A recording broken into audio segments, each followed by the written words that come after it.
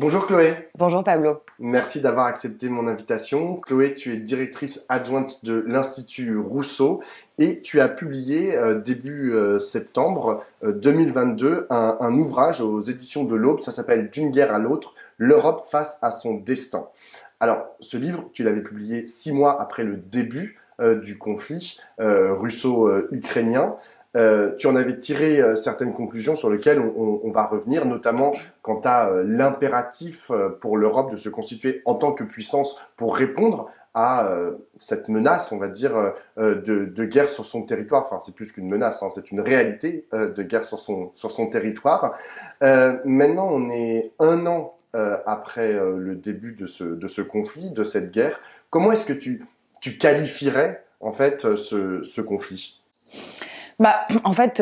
Pour faire ce bilan des 1 an de la guerre, il faut repartir du bilan de faillite qui était celui de l'Europe en février 2022. Quel était ce bilan de faillite? C'était qu'on n'avait pas été capable de prédire que la guerre allait arriver, alors même que les Américains, par exemple, nous disaient, mais pour nous c'était inconcevable qu'une pure guerre d'agression impérialiste arrive. On ne voulait pas le voir, tout simplement parce que ça nous est totalement étranger. Ensuite, on n'a pas été capable d'empêcher l'avancée de Poutine, et puis on n'a pas été capable non plus de réellement contrer l'offensive. Si les Américains n'avaient pas été là, je pense que l'Ukraine n'existerait plus aujourd'hui en tant qu'État indépendant. Aussi, on s'est découvert dépendant du gaz russe à hauteur de 40% et incapable de soutenir la résistance ukrainienne sur le plan militaire. Ça, je l'ai déjà dit. Donc c'était un bilan de faillite quand même assez conséquent.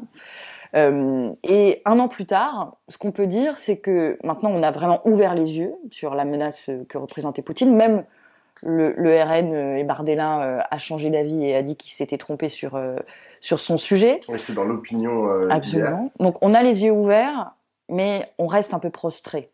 On ne veut toujours pas de cette guerre, on la déteste, on a des hésitations, on a du mal à accorder les actes à la parole, on dit qu'on soutiendra l'Ukraine jusqu'au bout, et à chaque fois qu'il s'agit d'envoyer des armes supplémentaires, c'est des atermoiements et des hésitations, alors même qu'on sait que le temps joue contre nous.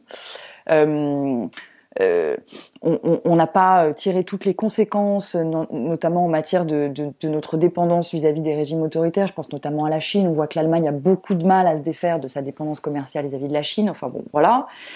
D'un autre côté, on a aussi su être réactif en matière énergétique. On est passé de 40% de dépendance au gaz russe en février 2022, on était à 9% à la fin de l'année 2022. Je ne sais pas si c'est une écologie de guerre, pour parler comme Pierre Charbonnier, parce que je ne sais pas si on a fait de l'écologie en sortant de cette dépendance, on est juste sorti de ces dépendances, c'est-à-dire qu'on a diversifié nos approvisionnements, mais ce ne sont pas forcément des approvisionnements plus écologiques. Et puis sur la sobriété, on l'a fait dans la hâte, et pas de façon réellement planifiée et massive.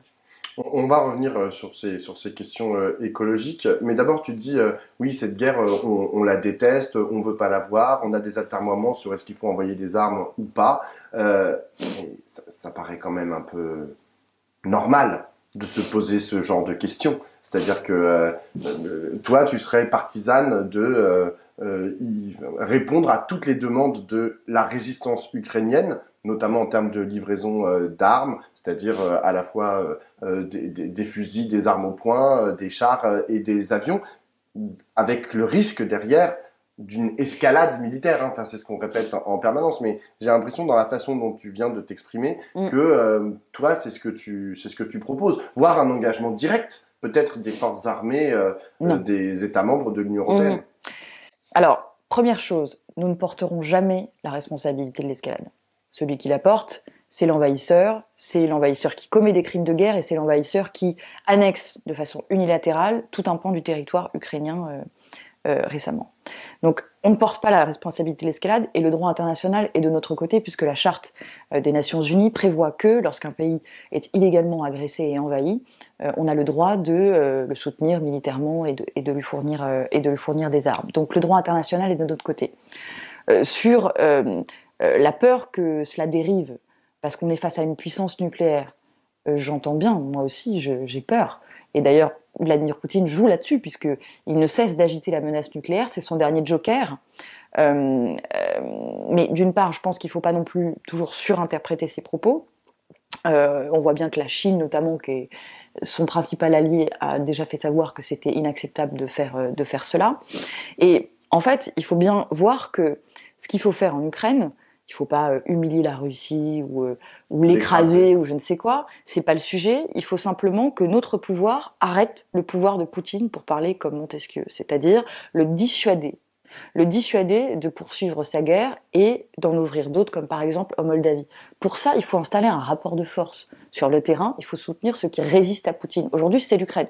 Donc il faut armer l'Ukraine, et je ne suis pas sûre que Vladimir Poutine fasse la différence, en termes d'escalade, je mets des guillemets, entre des systèmes de défense de missiles sol-air, comme on en fournit depuis des mois maintenant, et des chars. Or, on met 1 mois et demi à se décider sur le sujet. Et je le répète, le temps joue contre nous. Il faut qu'on soit on ne pourra pas être capable de soutenir l'Ukraine ad vitam, même si c'est les discours qu'on tient au niveau politique, parce que ça fait partie de la dissuasion. Mais il faut que ça aille vite, et il faut installer le rapport de force le plus fort, et rapidement. Donc les armes, mais il ne faut pas faire que ça. C'est vrai qu'il faut faire autre chose qu'on n'a peut-être pas suffisamment fait jusqu'à présent, c'est-à-dire travailler pour isoler la Russie sur le plan international. Et il y a aujourd'hui un vote important à l'Assemblée générale des Nations Unies, où il faut s'assurer le soutien plus large pour condamner l'agression russe, et il faut davantage parler aux pays d'Afrique, aux pays d'Asie, aux pays d'Amérique latine. Je signale juste que Sergueï Lavrov, qui est le ministre des Affaires étrangères russe, en est à sa 3e tournée africaine depuis le 24 février 2022, depuis le début du conflit.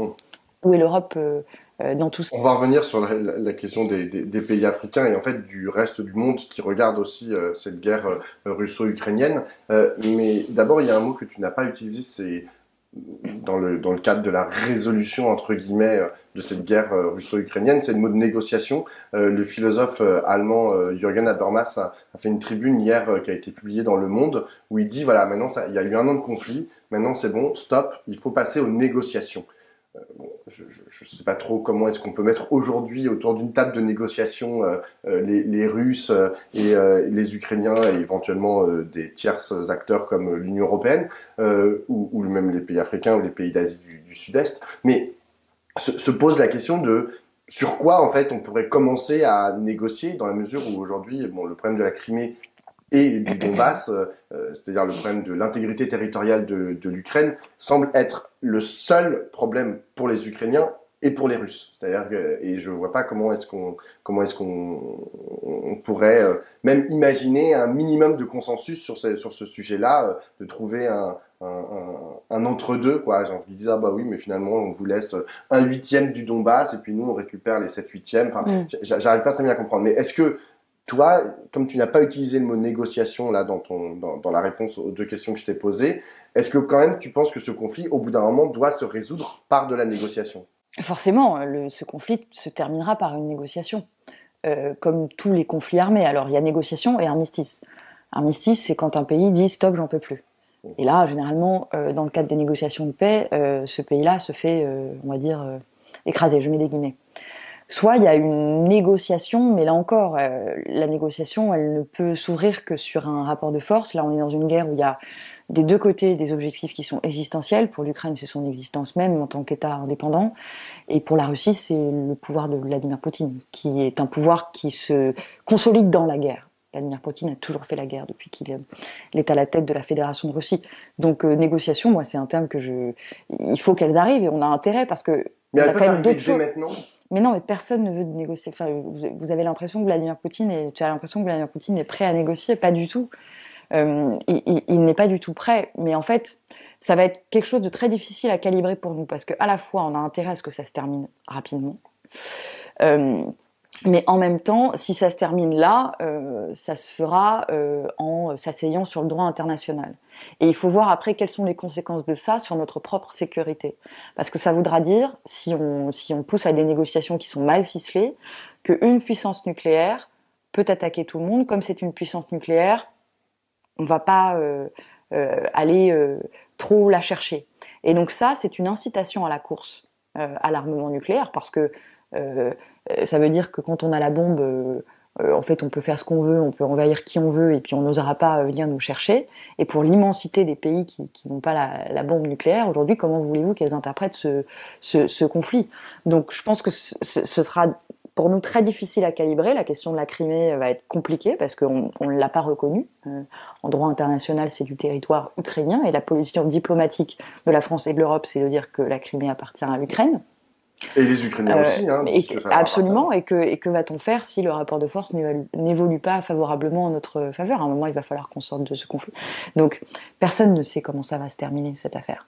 Mais au moment où on en est, il faut, je le répète, le plus possible que notre pouvoir arrête son pouvoir. Tu as parlé des pays africains et en fait finalement du reste du monde. Dans ton livre, tu consacres un sous-chapitre au fait que ce qui se passe en Ukraine actuellement, c'est notre guerre. Oui. Notre, j'imagine que tu sous-entends nous les Occidentaux, ou nous les Français, ou nous Non. l'Europe. C'est qui le nous en fait? Alors, moi, je dis souvent que je ne sais pas ce que ça veut dire l'Occident. Je sais ce que ça veut dire l'Europe, je sais ce que ça veut dire les États-Unis. L'Occident, je ne sais pas ce que ça veut dire.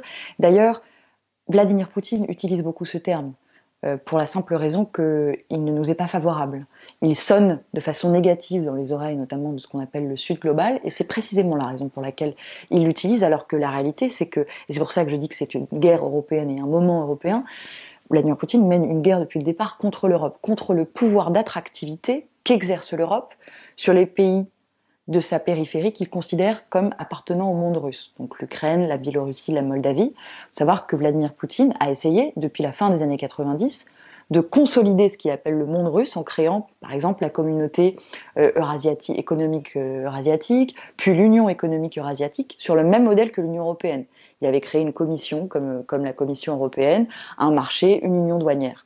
Sauf que cette tentative-là n'a pas permis de convaincre l'Ukraine en l'occurrence, mais la Moldavie, mais d'autres, parce qu'en fait c'était un deal inégalitaire où il y avait une grande puissance qui organisait ce système pour pouvoir absorber les autres dans une dimension impérialiste. Donc qu'a fait l'Ukraine quand elle en a eu l'occasion?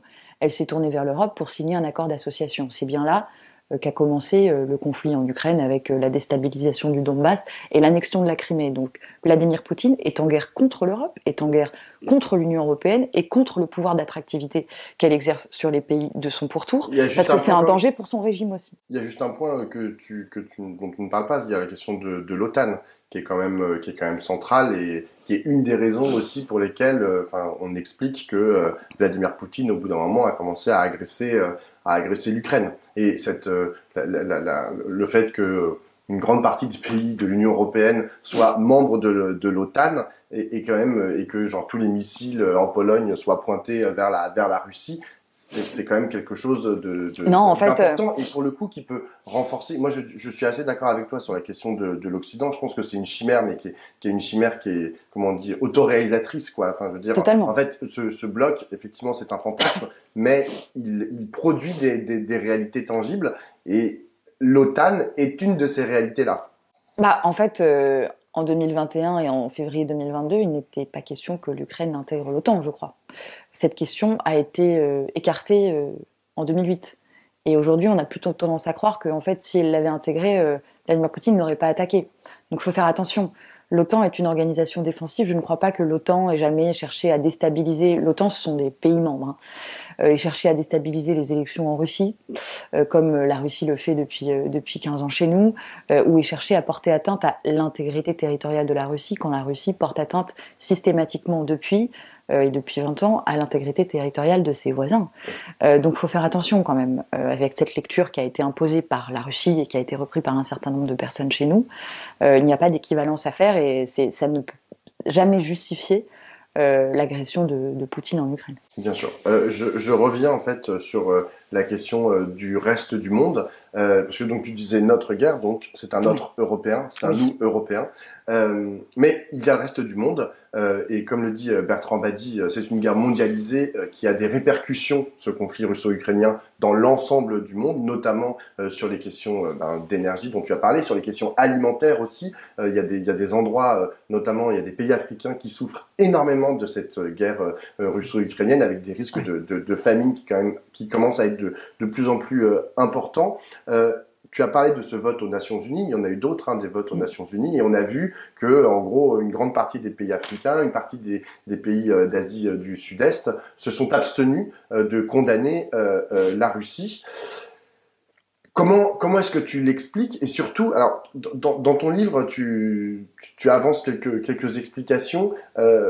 Moi, je me permets de t'en proposer une, tu Mhm. vois. C'est que, comme tu as dit, notre guerre, en Ouais. parlant de la guerre russo-ukrainienne, en Afrique, dans pas mal de pays africains, il y a eu des guerres. On va dire, ces 10 dernières, ces 20 dernières, ces 30 dernières années. Et c'était leur guerre. C'est des guerres qu'ils ont pu considérer comme étant leur guerre. Mhm. Qu'a fait l'Europe à ce moment-là? Pas grand-chose, tu vois. Mhm. Et il y en a même qui font toujours rage sur leur territoire. Et peut-être il y a des, en plus dans laquelle parfois les pays occidentaux, enfin pardon, ou les pays européens sont partie prenante de certaines de ces guerres. Au moins quand on voit les marques qui sont écrites sur les armes qu'utilisent les mercenaires sur ces territoires et qui tuent des gens, des locaux qui disent, ils disent mais genre ok, ils veulent qu'on condamne un truc qui se passe chez eux, mais quand ça se passe chez nous, ils bougent pas leurs petits doigts. Donc est-ce que ça peut être une grille de lecture, peut-être un peu caricaturale et rapide, mais est-ce que tu penses que ça peut, c'est aussi ça qui motive leur absence de condamnation de la Russie aujourd'hui? Complètement. Je pense qu'il y a différents motifs d'absence de condamnation. Il faut distinguer par exemple l'Inde des pays africains ou encore de l'Indonésie. On s'est rendu compte qu'effectivement, sur les premiers votes à l'ONU, il y avait un soutien très fort pour condamner l'agression illégale, que ce soutien a eu tendance à s'éroder au fil du temps en fonction des formulations des résolutions, hein. C'est notamment une résolution qui appelait à condamner la Russie, qui avait alors suscité, je crois, 35 abstentions dont de la part de pays qui en fait représentent 2 tiers de la population mondiale. Donc c'est quand même pas anodin. Depuis, on a un peu redressé la balance. Au G20 à Bali notamment, on a réussi à faire signer une résolution pour condamner expressément l'agression russe. Je pense que pour l'Inde et l'Indonésie, ce sont des pays qui se disent eux-mêmes multi-alignés. C'est-à-dire que ça les arrange bien d'acheter du gaz pas cher aux Russes, parce qu'en plus le prix s'effondre du coup, puisque nous on n'en veut pas. Juste Du coup, multi-aligné, c'est le nouveau terme qui est c'est le utilisé nouveau par le terme. ministre des Affaires Tout à fait. étrangères indien. Il a Voilà. inventé ce terme, c'est assez intéressant. C'est plus non-aligné, c'est multi-aligné. C'est Ça ça. appartient à toutes les Mais alliances. moi, je le comprends, c'est-à-dire cette volonté de refuser de prendre, de s'aligner sur telle ou telle puissance, ça c'est bien. Par contre, de refuser de s'aligner sur le droit international et le respect des frontières, ça je le condamne, et très fortement. Mais le multi-alignement, le concept même en soi, me paraît tout à fait normal. Je veux dire, c'est insupportable d'être dans un monde binaire où Le demain on bloc. sera amené voilà, de bloc contre bloc. Il faut absolument sortir de ça. Donc l'Inde a ses intérêts, l'Indonésie aussi. En Afrique, c'est plus compliqué. Il y a le résultat d'une guerre d'influence russe hein, qui est menée en Afrique depuis le retour de Vladimir Poutine au pouvoir à la fin des années 90. Pendant la décennie 90, la Russie est totalement sortie d'Afrique. Vladimir Poutine est revenu, il a réinvesti l'Afrique, avec des promesses notamment de sécurité et un discours qui pointait l'attitude néocoloniale de la France, alors même que bon, la France s'est rendue coupable de plein d'attitudes néocoloniales en Afrique, hein, je ne dis pas le contraire, mais la Russie est elle-même une puissance coloniale et impérialiste qui aujourd'hui provoque un désordre mondial, je pense assez net. Et donc je pense que dans les pays africains, il faut quand même leur montrer qu'ils n'ont pas intérêt à ce que le droit international s'effondre. Ils ne sont pas dotés de l'arme nucléaire, eux, donc ils n'ont pas intérêt à être la proie de pays qui en seraient dotés et qui pourraient choisir de les envahir demain si on n'est pas capable, tu vois, d'être à la hauteur de la guerre en Ukraine. Mais bon, donc il faut que l'Europe parle mieux à ces pays d'Afrique, à ces pays d'Asie, à ces pays d'Amérique latine, aujourd'hui dans le cadre de l'invasion ukrainienne pour isoler la Russie sur le plan international, et demain dans le cadre de la compétition qui a déjà cours entre la Chine et les États-Unis, et qui ne doit absolument pas régenter les relations internationales, quoi, parce que sinon on ne va pas remporter la guerre climatique, qui doit rester notre priorité. Et donc quand Joe Biden dit avec la Chine, je ne cherche pas le conflit mais la compétition, comme si l'un ne menait pas à l'autre, il faut absolument rallier le reste du monde qui ne participe pas de cette compétition et cette confrontation absurde autour des nouvelles technologies, contre ça, refuser ça et essayer d'imposer le plus de coopération et de coordination possible pour faire face au réchauffement climatique. Alors, c'est intéressant que tu mettes en opposition la question de la compétition et la question de la coopération, parce que toi, ce que tu proposes Oui. dans ton livre et dans tes interviews, c'est de redonner à l'Europe ou de donner à l'Europe une place de puissance dans le monde. Mais de facto, alors avec des critères et des paramètres qui doivent être des paramètres à la fois liés aux questions de sécurité, mais aussi aux questions écolo, etc., et sûrement de développement, de justice sociale, etc. Mais ce que je veux dire, c'est que tu l'inscris quand même dans une compétition mondiale. C'est-à-dire, qui dit puissance, dit compétition de puissance, avec d'autres aires géographiques, comme par exemple les États-Unis ou la Chine. C'est-à-dire qu'on est, je veux dire, si on pense la coopération, justement, là, on peut nier la question de la puissance. Mais si on pense la question de la puissance, on est forcément obligé de penser la question de la compétition. Pour moi, la puissance, c'est la capacité à agir, c'est pas la capacité à écraser l'autre. Moi, je souhaite que demain, parce qu'on dit beaucoup l'Europe doit être une puissance, je souhaite que demain l'Europe incarne une autre vision de la puissance, une autre forme de leadership.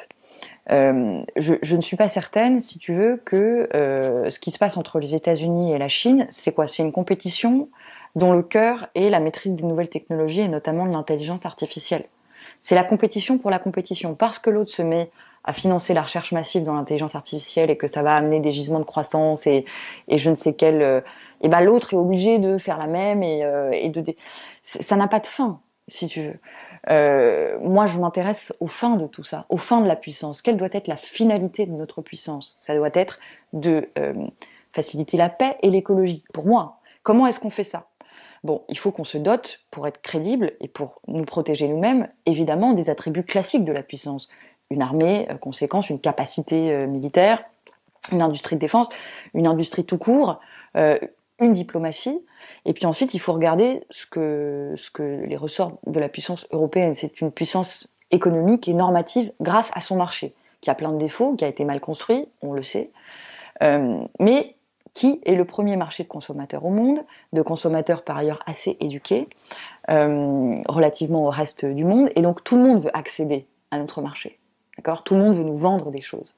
Et donc il faut faire levier de cette puissance-là, dont on n'a pas du tout fait levier parce qu'on s'est ouvert aux 80. Enfin, je veux dire, c'est ce que je la raconte dans mon livre, hein, donc je vais pas. Mais il faut absolument qu'on se serve de ce marché pour exercer une puissance normative et exporter nos règles vis-à-vis au reste du monde. Là, on a vraiment un impact sur le monde, par exemple, quand l'Union européenne choisit d'interdire l'entrée sur son marché des produits issus de la déforestation. Soja, maïs, bœuf. Là, on a un vrai impact, parce que ça va ralentir la déforestation à travers le monde. Quand on interdit la pénétration dans notre marché des produits issus du travail forcé, quand on déclare qu'il y a un devoir de vigilance des entreprises qui souhaitent accéder au marché européen. Donc ça a un impact sur toute la chaîne de valeur qui, elle, est mondiale. Quand on fait le règlement DSA sur les réseaux sociaux pour essayer de réguler ça, là on est en train de réfléchir à une directive sur l'intelligence artificielle qui va aussi, d'un point de vue éthique, réguler ce qui est acceptable ou pas à l'intérieur de notre marché. Mais encore une fois, comme notre marché est si grand et que tout le monde veut y accéder, eh ben, ça a des réactions en chaîne sur le reste du monde. Ça, c'est une puissance qu'on n'a pas assez utilisée et qu'il nous faut vraiment développer. Donc voilà un certain nombre d'exemples. Je ne dis pas que ça va régler et que ce sera la paix dans le monde et que ce sera youpi, mais on n'a pas tellement d'autres choix en réalité. Hein, donc si je reprends les trois éléments que tu as donnés pour faire une puissance, pour faire de l'Europe une puissance, c'est un, l'armée / la diplomatie, deux, la question des normes, et lié à cette question des normes, trois, le marché, et utiliser la puissance le de marché et les normes vont, et les normes vont ensemble, exactement. Ouais, voilà, c'est ça. Exactement. Il y en aurait une troisième qui serait l'information. C'est-à-dire rentrer dans la guerre d'information, dans la guerre des récits.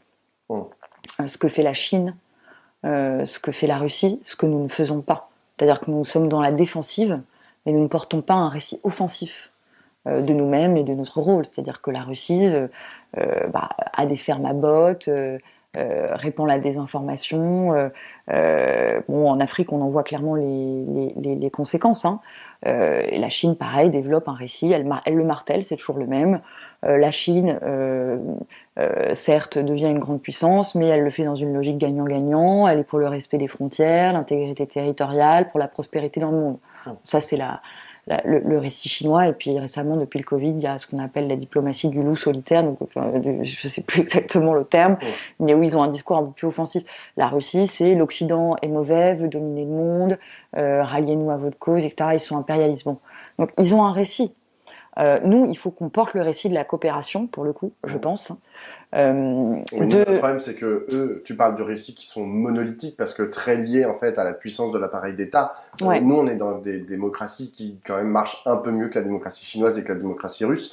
Et donc du coup, nous, c'est pas le récit, c'est les récits. C'est-à-dire que chacun est capable de proposer des récits et des contre-récits.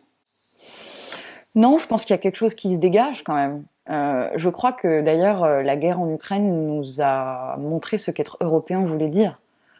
Jusqu'à présent, on cherchait à définir ce que ça voulait dire être européen.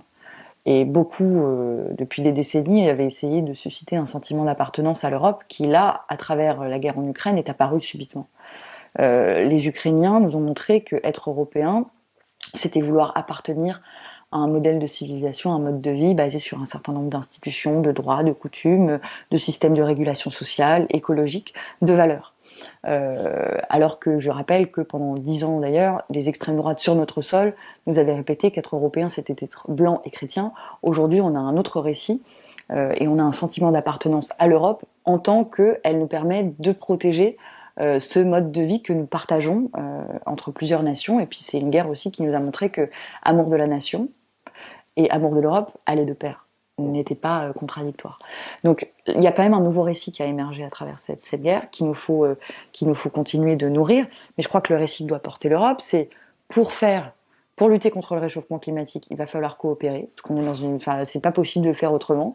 Dès qu'il y a la déforestation, on n'a jamais été aussi interdépendants. D'accord, qu'aujourd'hui, à la lumière du réchauffement climatique, quand le Brésil déforeste l'Amazonie, ça a un impact sur nous. Quand Facebook crée le métavers, ça a un impact sur nous parce que ça renforce la consommation d'énergie, donc le réchauffement. Quand la Chine ouvre une usine à charbon, ça a un impact sur nous. Or, on ne maîtrise rien, donc il y a un moment, il va falloir qu'on se coordonne et qu'on coopère. Il faut porter ce discours-là. Quelle puissance aujourd'hui porte ce discours-là ? Aucune. Voilà. Donc, à l'Europe d'essayer de le faire. Et puis aussi, je pense qu'il faut qu'on porte le discours de l'universalité d'un certain nombre de droits humains. Les droits de l'homme, c'est pas occidental. Il faut répéter d'ailleurs que l'Occident, on ne sait pas ce que ça veut dire. Il faut sortir de cette conception. On parle en tant qu'Européens.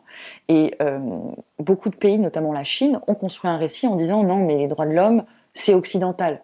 Nous, on va proposer un autre modèle. D'accord, mais ça, c'est le règne du relativisme absolu. Plus rien n'a de valeur. La Chine, aujourd'hui, vous dit que c'est une démocratie. C'est juste une démocratie chinoise. C'est un modèle chinois de démocratie. Donc, merci de ne pas nous embêter.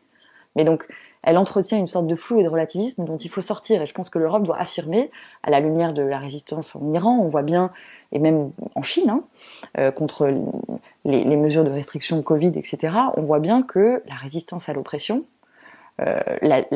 l'aspiration à la liberté de conscience sont des valeurs universelles. Et donc ça, c'est aussi à l'Europe. Le seul problème, c'est que l'histoire justement de la façon dont les pays européens ont essayé, et les États-Unis ont essayé d'imposer la démocratie dans certains territoires dans le monde, ça a été en bombardant avec des avions. Donc évidemment, quand tu es issu de cette histoire-là, c'est-à-dire quand on t'a dit genre sois démocrate et tiens, prends une bombe sur la tête, c'est un peu compliqué de dire ah bah oui, les droits de l'homme, tiens, c'est super, ouais, c'est pas quelque chose. Ça, c'est plutôt les États-Unis. Les pays européens se sont rendus coupables de ça France, et de la volonté d'apporter la civilisation à travers le colonialisme. Mais je pense que précisément la construction européenne, qui a été parallèle à la désimpérialisation des nations européennes, parce qu'au début de la construction européenne, beaucoup de nations européennes étaient encore des empires, dont la France. Le Mali, la Libye, c'était il n'y a pas si longtemps que ça, hein, quand on a bombardé la Libye pour leur dire soyez une démocratie. Tout à fait. Mais je pense que la raison d'être même de l'idée européenne est de sortir les nations européennes de cela, et d'en faire des nations capables de coopérer, des nations, je reprends un terme de Marcel Gauchet, désimpérialisées.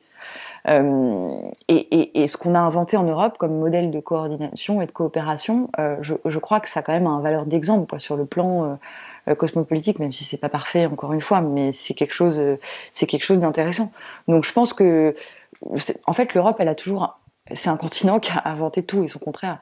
le capitalisme, le communisme, enfin, tu vois, le colonialisme, l'anticolonialisme, les Lumières, le romantisme, l'impérialisme, l'anti-impérialisme. On est capable aujourd'hui d'incarner autre chose, mais ça prendra du temps et de l'effort de mise en récit et puis de preuve dans les actes. J'ai une dernière question, Chloé. Tu parlais tout à l'heure de la construction des discours, et c'est assez intéressant parce que je rappelle que toi, à titre personnel, tu es haut fonctionnaire ou Mhm. haute fonctionnaire? Non, haut fonctionnaire. Ouais, c'est ça. On dit Haut haut. fonctionnaire, ouais. Il y Haut, a un il y a pas tiret. de, oui, mais on dit pas. Ah oui, donc il n'y a pas de Mm. haute fonctionnaire, donc tu es haut Non. fonctionnaire. Et donc du coup, j'ai l'impression, et donc tu parles de discours en fait qui seraient portés par la puissance. C'est-à-dire que, en gros, la façon dont j'ai l'impression, tu penses l'élaboration des récits se fait de façon verticale, du haut vers le bas. Tu vois, ce serait genre, en gros, au plus haut, enfin dans les hautes sphères de l'État, on produit un récit, et puis ensuite, genre ce récit va devoir, il peut irriguer la population. Et ma question, c'est tout le discours que tu portes là, depuis le début de l'interview, que tu portes dans ton livre, que tu portes dans tes différentes interventions, dans quelle mesure tu penses qu'il est populaire, au sens de, il est un récit partagé par d'autres, et est-ce que sa construction, la construction par exemple de tes raisonnements, est-ce que il est propre à ta formation, il est propre à l'endroit où tu te situes dans, on va dire, la société qui est la haute fonction publique, ou est-ce que il est aussi le fruit de dynamiques sociales et de dynamiques politiques particulières? C'est vrai que, et on en parlait au début de l'interview, le fait qu'il y ait un certain nombre de peuples européens qui ne veulent pas de cette guerre, qui refusent de la voir non seulement parce que ça les choque énormément et que ça les dégoûte, et on peut comprendre, il y a aussi le fait qu'ils sont préoccupés par autre chose.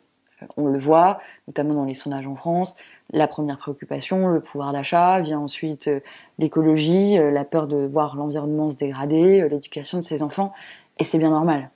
Mais on ne choisit pas les défis auxquels on fait face, malheureusement. On aurait tous souhaité que cette invasion n'ait jamais lieu, que la paix soit déjà déclarée, mais ça n'est pas le cas. Et donc, on est forcé et contraint de s'intéresser à ce conflit, parce qu'il nous concerne directement, il touche nos vies, mais aussi, je crois, nos cœurs, nos intimités. On en parlait ad nauseam.